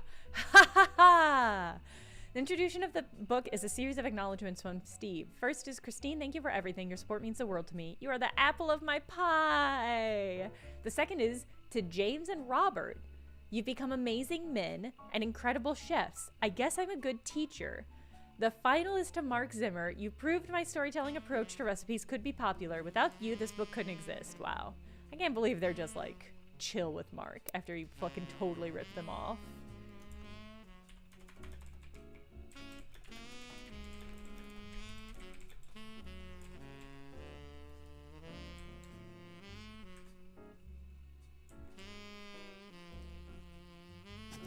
Okay. Robert and James. I guess I'm gonna put them in order listed until we know better.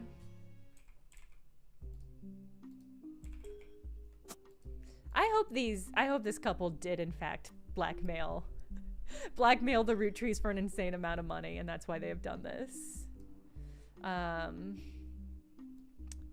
Yeah, I guess we'll just see. I don't know the order, so it's not super. I'm not super sold there. It's also a foreword by Mark Zimmer. I first met Steve in 1978. Next time I saw him was over a decade later. He was suing me for stealing his recipes. Yes, really? So you might wonder what I'm doing in this introduction. Well, it turns out that Steve and I had more in common than we thought. Instead of settling in court, we settled it at McCarran's Brew House over a game of darts. They said they'd give us the first drink of the night free for an entire year for mentioning them. That's a good fucking deal. Ooh. By the end of the game, he and I agreed we'd both rather make a ton of money than spend a ton of money on lawyers. All right, well, that's nice. It's pretty rare to meet your best friend so late in life, but when I decided to retire, I moved to Boston so we could just hang out. So they did successfully move to Boston and open their restaurant.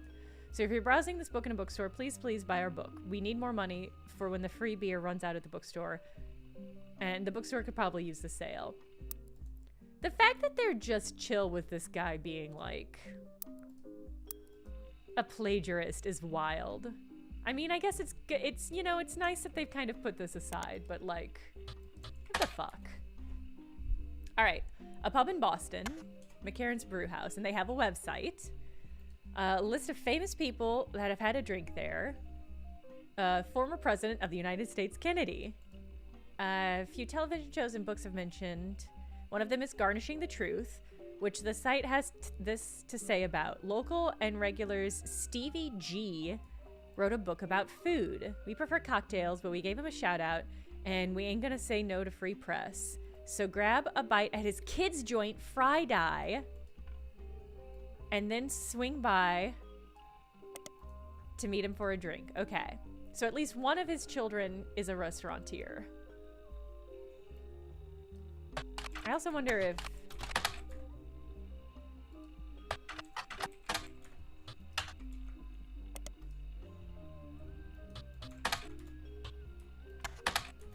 Okay.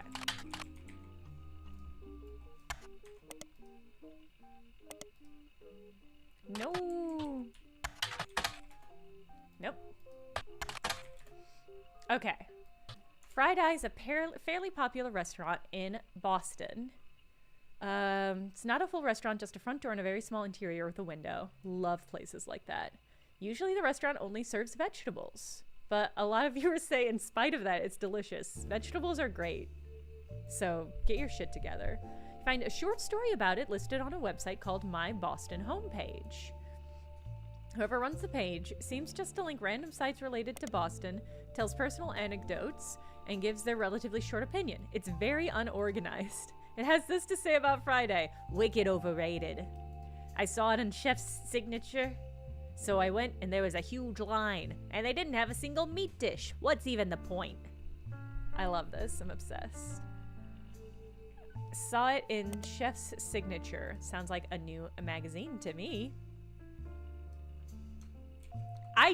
That's true. I just ate a whole roasted sweet potato on stream. Vegetables are fucking good. If you don't think vegetables are good, I cannot recommend enough eating fresh ones. Fresh seasonal vegetables. Don't get it out of a can. Canned and frozen veg are fine, but nothing in life compares to fresh seasonal vegetables. Boop.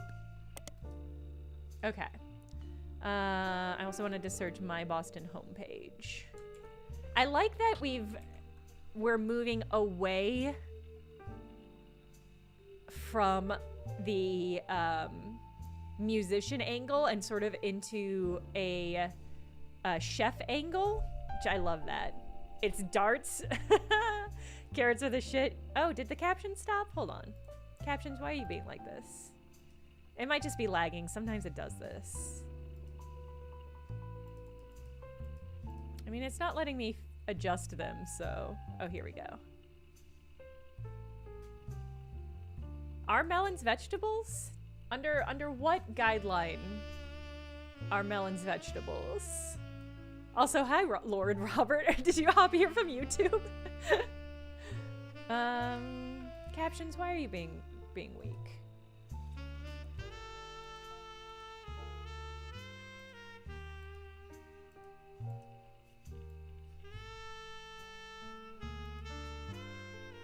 Captions, are you working now? There we go. Okay.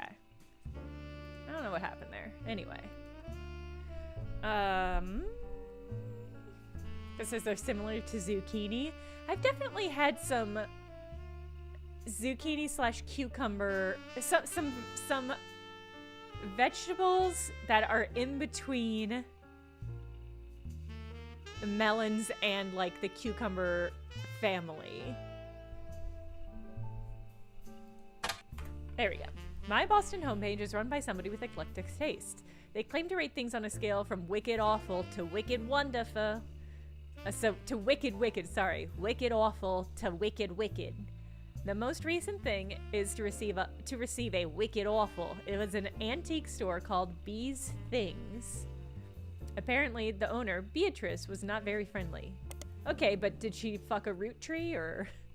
The most recent establishment to receive a wicked is a comic book store in Cambridge called the Million Year Picnic.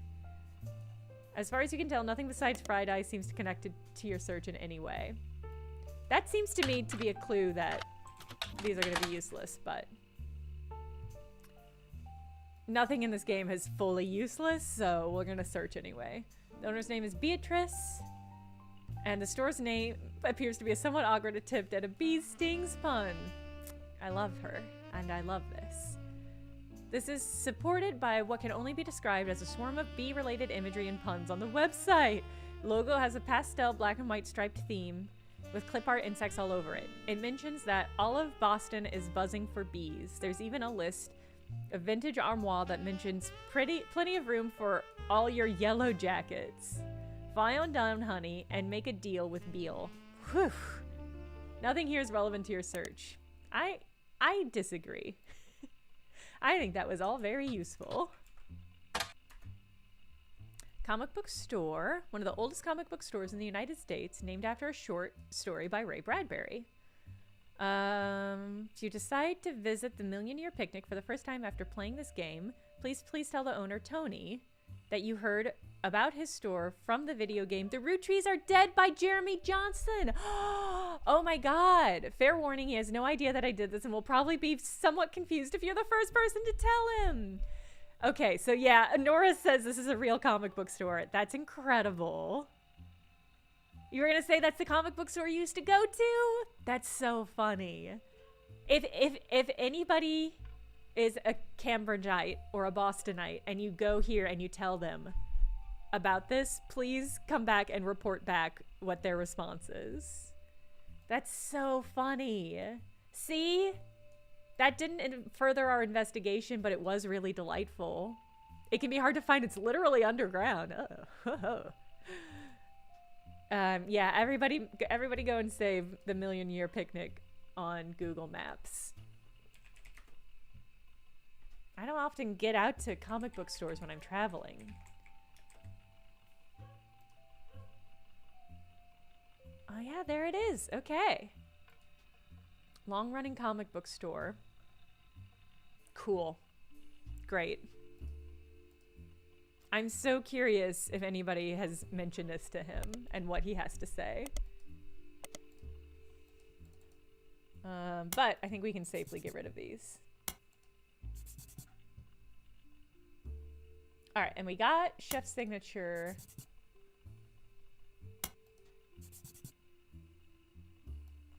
So we can search that in periodicals.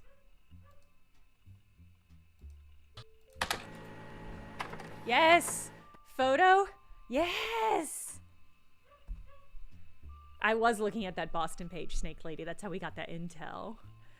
Chef's signature covered Friday less than a year ago, right around the time you were doing your initial investigation. Each article tends to focus on a restaurant, and like the name implies, each restaurant lists the one main dish that the head chef is known for.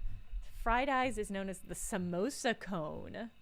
The cover and made article have been added to your evidence. Okay, fair enough. Okay, what about the brew house? Do you have anything on that? No, okay. What about, because we know Steve and Christine have their own restaurant too. Oh, but I guess we don't know the name of it. We might not be able to find it. I love the cooking angle. I'm extremely here for it. Okay. My guess is we're going to have to search by magazine. Or by restaurant. Oh my god, they're both here! God damn it. Can a vegetarian diet be trendy? Remember, this is the 90s. The New Boys in Boston. Chef Signature, a nationally published magazine, features James and Robert Garland. According to the article, the two brothers own a small walk-up window called Friday. A play on the tie-dye shirts that the surfers wear. Most of the offerings heavily inspired by the powerful seasoning found in Thai and Indian food.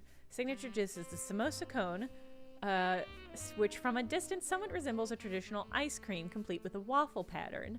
Instead, it contains fried potato, pureed peas, carrots, and a special ginger-based sauce.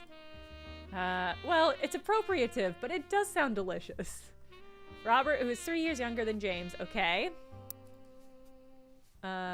Okay, so this order is right, because it goes oldest to youngest. Robert is younger than James. So Robert is younger than James.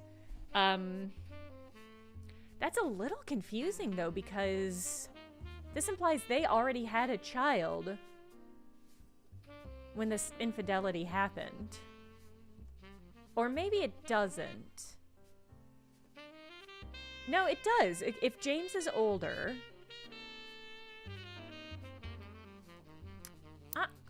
am I getting that right? Am I going crazy?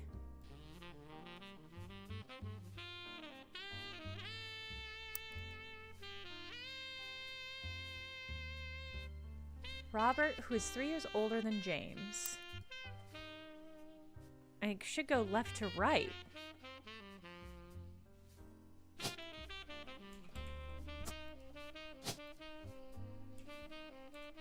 I bet the moment I get one of these pictures right, we're gonna get them both right.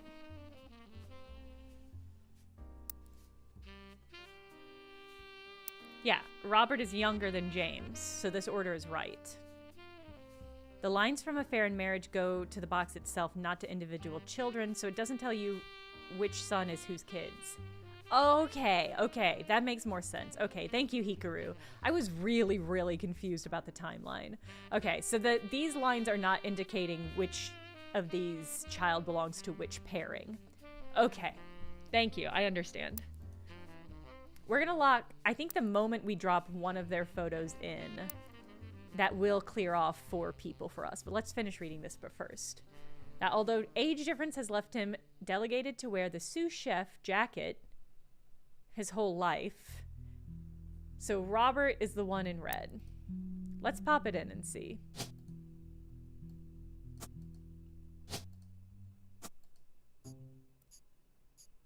Interesting. Who did we not get right? Oh, because Christina, because we don't know her last name yet.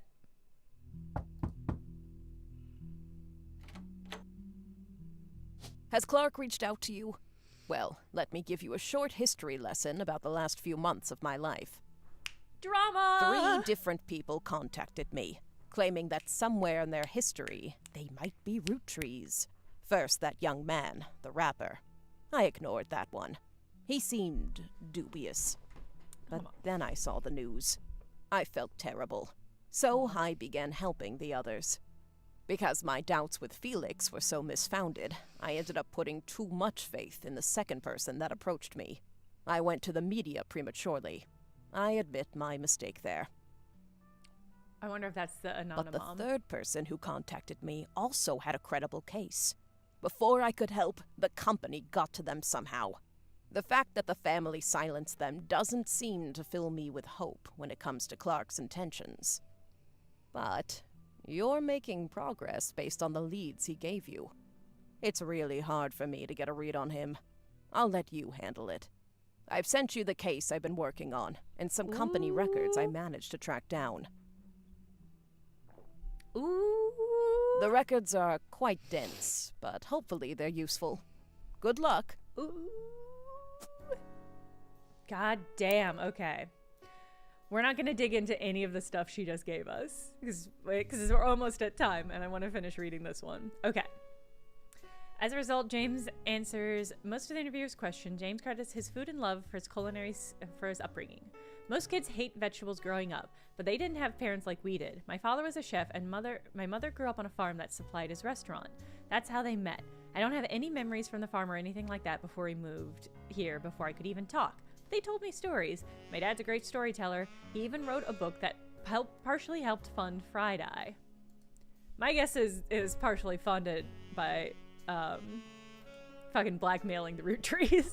But we'll see. When we moved, they were looking to open their own restaurant together. Unfortunately, they never got it off the ground. His line cook gig ended up being less temporary than he hoped, and she had to go back to work as a secretary even after Robert was born. Well, maybe not. Before we were old enough to go to school, we spent our days with my aunt.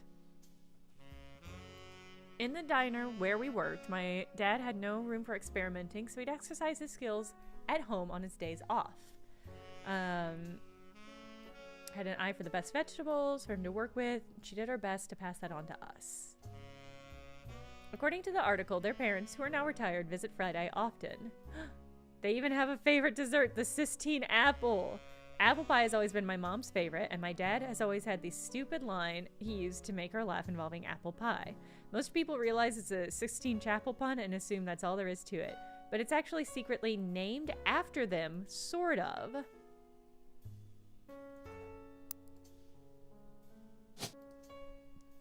What? Yeah, it has to be a reference to her surname, right? There's so many goddamn names on this list. Newton? Newton's apple? Newton's apple? Maybe?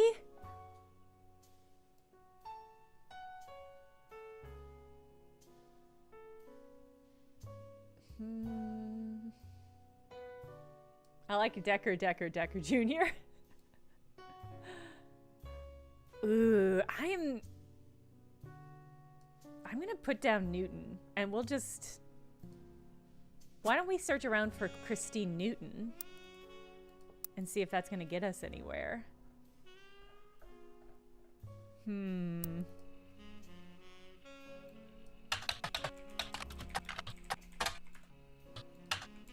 Also made reference to their aunt.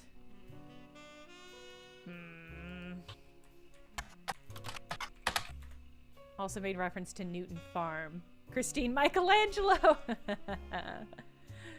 Oh, NH London, I like the read on that.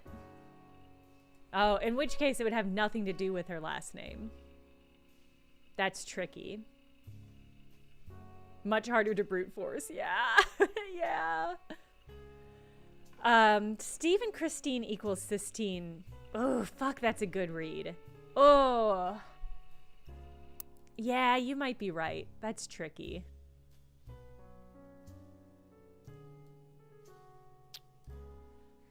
I mean, well, that wouldn't be an apple. Yeah, that wouldn't be reference to apple. Isn't Garland an apple type? Is it? Garland apple?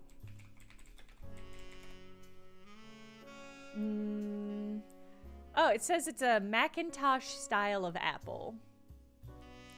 God, yeah, so maybe... I mean, maybe it's a reference to that. Maybe I'm just jumping to conclusions because I want... Because we need a clue to her last name, which we don't have yet. Yeah, the preface to his book said, "You're the apple of my pie." And that, so it feels like there's a through line there. Could also be Smith, yeah.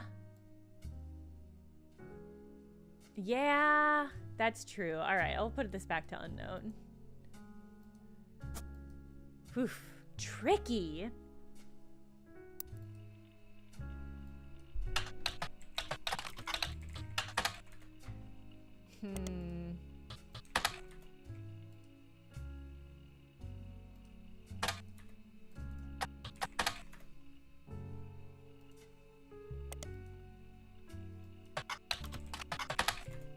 Okay, yeah. Yeah, nothing popping out obviously there. But hey, we're making progress. It's... Huh. Well, so this is confusing. Because something here isn't right, even though we got Riley Fellows as his father correct. Her birthday wouldn't be Fellows, a fucking of course. I keep forgetting. God, this was so much easier when they were all fucking Roottrees. You're right, she wouldn't be a Fellows.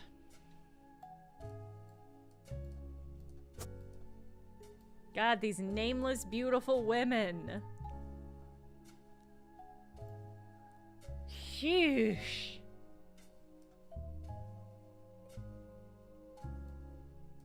God, okay. Even have a signature dish.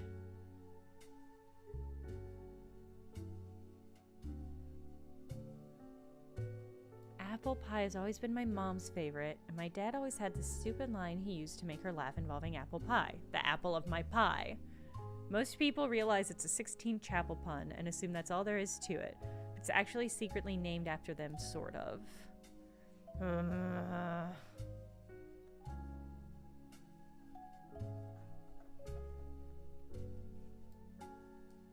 If we could find out... I just feel like if we could find the name of their restaurant, that would be a big clue.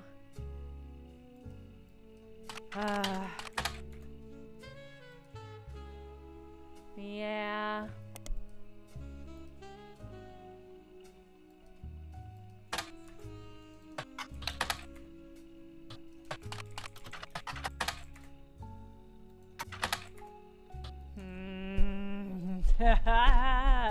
We know they successfully opened a restaurant, but that it didn't take off. But we don't know what that restaurant is called.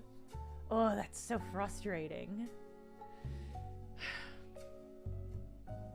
Yeah, it didn't make it off the ground, but I take that to mean that they did open it. It just wasn't successful.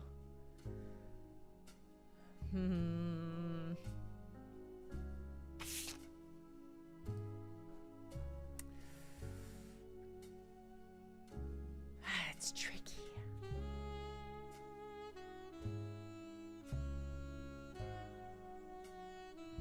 That's so tricky. Ugh. Never got off the ground. Well, okay, it does say they were looking to open their own restaurant together, so maybe they didn't successfully open it.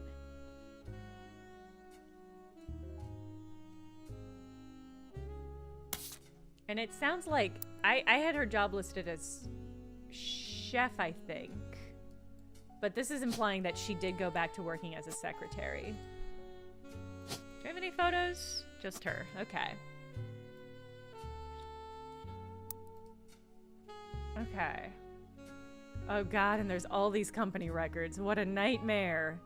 Okay. We should stop there. And then dig into this whole new wave of information next time on Sunday when I stream.